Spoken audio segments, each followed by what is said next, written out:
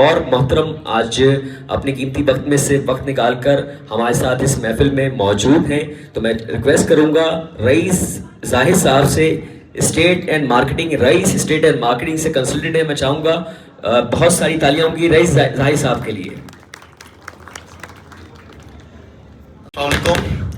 अच्छा जी, मैं सबसे पहले इंट्रोडक्शन तो भाई ने करा दिया, रईस जाहिद नाम है।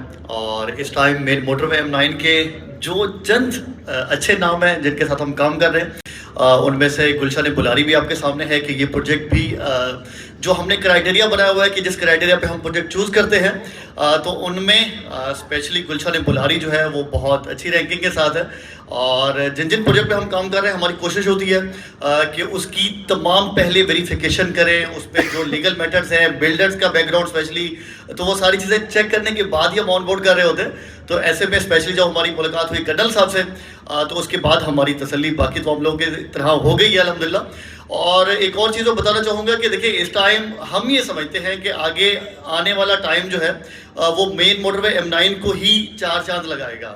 और यहाँ पे ही सारी हमारी जो इन्वेस्टमेंट्स हैं, और स्पेशली अगर आप हमारा कराची शहर का भी अगर आप प्लानिंग देखें, इस टाइम जितनी डेवलपमेंट चल रही हैं, जितना ये रोड्स बन रहे हैं सेंटर के, हमारा मलिर एक्सप्रेस वे है, लिंक रोड है, नया बन रहा है, तो ये क्या बन रहा है, कनेक्टिविटी आसान करने के लिए बन रहा है।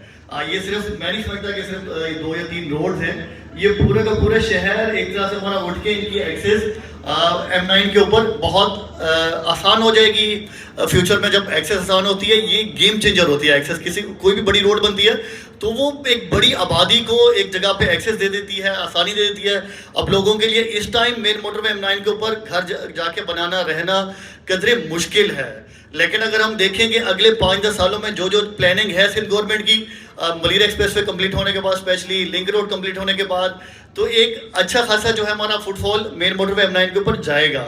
और ऐसे में वो तमाम प्रोजेक्ट जो इस टाइम अच्छा काम कर रहे हैं, अच्छी डेवलपमेंट कर रहे हैं, तमाम लीगल मैटर्स ऑलरेडी क्लियर कर चुके हैं, अथेंटिक लैंड है, खुद भी उनका विजन है कि खिदमत करें आवाम की। और स्पेशली अभी जो ऑनर हैं कर्नल साहब, इन्होंने स्पेशली बताया कि इंडस्ट्री लाना चाह रहे हैं, कॉटेज इंडस्ट्री, और ये लोगों को फैसिलिटेट करना चाहेंगे कि जो लोग यहाँ आके रहें उनके लिए कारोबार के मौके भी बने हैं, क्योंकि लाजमी है इन प्रोजेक्ट को आबाद करने के लिए यहाँ पे कुछ ना कुछ कारोबार के मौके देना लाजमी है सर। जो मैं भी ये चाहूँगा कि लाजमी इस चीज़ पे आप काम करें, क्योंकि सिर्फ घर बनाने से लाजमी नहीं है कि लोग रहेंगे यहाँ पे। तो जी बिल्कुल, उनको रोज़गार भी देना है और उनको तमाम फैसिलिटीज़ भी देनी है। और लोकेशन की बात करें तो गुलशन बुलारी स्पेशली, बिल्कुल इस चीज़ से भी हम इस चीज़ को भी सेकंड करेंगे कि गुलशन बुलारी जी इस टाइम मेन मोटरवे M9 की सबसे सेफ और सिक्योर लोकेशन पे ही है।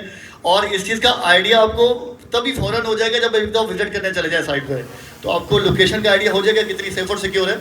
और इसके अलावा बाकी तमाम चीज़ें, बहुत से दोस्त हमारे कहते हैं कि आप वो रिपीट ही करते रहते हैं, क्योंकि तमाम लोग हमें यूट्यूब पर सुन चुके होते हैं। तो वही चीज़ें हैं जी कि हमारी कुछ, अच्छा एक चीज़ मैं ऐड करना चाहूँगा कि हम जिस प्रोजेक्ट को भी ऑन बोर्ड कर रहे होते हैं, तो हमारी कोशिश होती है कि सिर्फ वो सेल नहीं करें, लेटर ऑन उसके ऊपर जो जो डेवलपमेंट हो हम वो भी दिखाते रहें। तो ये भी हम रिक्वेस्ट करेंगे कि हमारे पास हमें इतना डाटा देते रहेंगे दिखाने के लिए। हम जब भी महीने 2 महीने बाद विजिट करें तो हमें साइट पे दिखाने के लिए कुछ नया मिलना चाहिए। हमारा क्लाइंट भी इसी से इंटैक्ट रहता है और वो ट्रस्ट लेवल भी इसी पे रहता है कि अगर एक चीज़ हमने सेल की है कि 5 साल में देंगे, तो थोड़ा बहुत टाइम ऊपर नीचे अलग बात है, लेकिन विद इन 5 ईयर्स अच्छी खासी डेवलपमेंट हो चुकी होनी चाहिए। तो ये चीज़ें हैं जी। और बाकी हमारा ट्रस्ट है गुलशन बुलारी पे, और आने वाले दिनों में अपडेट्स मिलती रहेंगी आप लोगों को। अभी के लिए मैं चाहूँगा कि इन्होंने हमें 2 मिनट ही दिए हैं, तो हम इसी में ही अपने आप को महदूद करते हुए ख़त्म करते हैं बात को। चले जी, thank you so much Rihan भाई। चल अच्छा, एक चीज़ और मैं अगर बात करूँ, देखिए स्पेशली हमें गुलशन बुलारी पे हैदराबाद से बहुत अच्छा रिस्पॉन्स मिल रहा है। कराची का रिस्पॉन्स अपना है, लेकिन जो मैं बात करूँ हैदराबाद का, वो आउटस्टैंडिंग है और हैदराबाद के कदरे करीब भी हो जाता है। तो मैं रिहान भाई और कर्नल साहब से रिक्वेस्ट करूंगा कि अगला कन्वेंशन हमारा हैदराबाद में भी लाजमी हो, ताकि वहाँ के जो लोग आज भी काफ़ी आना चाह रहे थे, नहीं आ सके, तो वहाँ के लोग अटेंड कर सके। और हमारी अपनी सेल्स की अगर हम बात करें तो हैदराबाद में काफ़ी ज़्यादा है, तो कराची के भी आज माशाल्लाह काफ़ी लोग आए हुए हैं। और इसके अलावा एक और चीज़ कि गुलशन बुलारियर बेस के बराबर में, जैसे कर्नल साहब ने कहा, बड़ी बेस है। बात रिपीट हो रही है कि जहाँ जहाँ आर्मी अपने एरियाज डेजिग्नेट करती है, कैंट एरिया बनाती है, बेस एरिया बनाती है।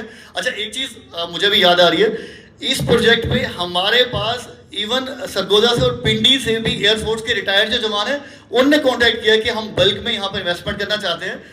एज अ इन्वेस्टमेंट हमें कोई डील लेकर दे, तो उस पर भी हम चाहेंगे कोई ऐसी डील हमें मिल जाए कि जो लोग यहाँ पे नहीं है, जिनको फ्यूचर पता है, जो लोग एयरफोर्स के साथ मुंसलिक हैं, फोर्सेस के साथ मुंसलिक हैं, उनके साथ काम कर चुके, जिंदगी गुजार चुके, तो उनको इस चीज़ का बेहतर आइडिया होता है एक सिविलियन की निस्बत के जहाँ जहाँ आर्मी अपने एरियाज बनाती है या हमारी फोर्सेस एरियाज लेती है, तो वहाँ पे ग्रोथ कितनी ज़्यादा होती है।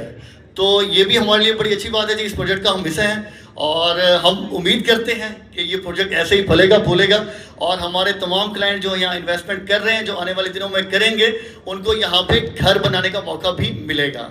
Thank you so much. अल्लाह हाफिज़। Thank you so much